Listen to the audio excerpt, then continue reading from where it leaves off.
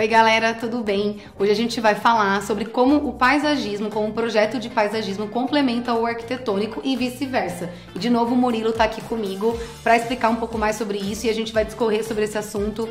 Murilo, eu acho que o projeto arquitetônico, uma coisa que eu sinto muito, pelo menos para mim, é que os clientes, quando eles contratam o projeto, eles não entendem e é normal, né? Porque não é a área deles e a gente tá ali para isso.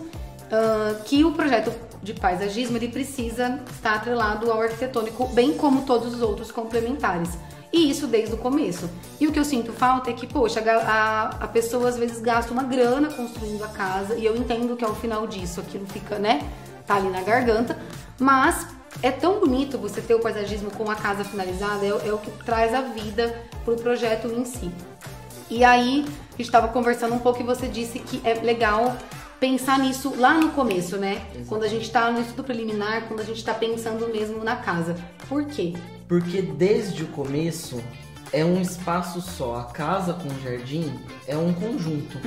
Não tem como depois que a casa fica pronta, só ter canteiros. Porque o que acontece? A gente perde soluções interessantes de paisagismo se isso acontece. Muitas das vezes, o paisagismo não sendo pensado no início, quando a gente chega no final da obra, tem até canteiros muito estreitos. Então a gente não consegue plantar nada. E às vezes tem um muro super alto que precisa de uma verticalidade e por conta que o canteiro está estreito, não tem como mais quebrar nada, fazer nenhuma alteração. Então o projeto de paisagismo, ele precisa estar junto desde o início, na concepção da casa. Para que essa conversa entre arquitetura e paisagismo seja a melhor possível. E também para uma previsibilidade posterior de orçamento de execução, né? Porque é como você falou, muitas vezes o cliente investe tanto na casa e não tem uma ideia do valor que é o paisagismo depois para implantar. Se isso começa desde o início, as previsões orçamentárias também vão acompanhando e o cliente tem uma visão mais limpa do que vai acontecer lá no fim.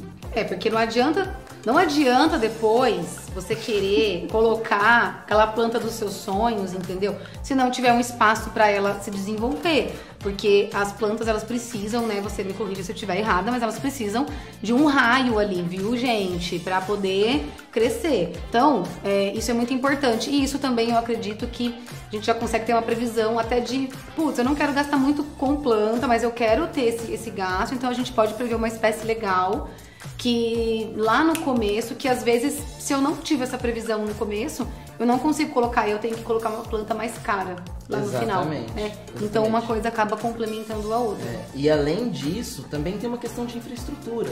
Então, por exemplo, hoje a gente tem muito jardim vertical. E eu já fui chamado várias vezes para fazer jardim vertical quando os móveis já estavam na sala.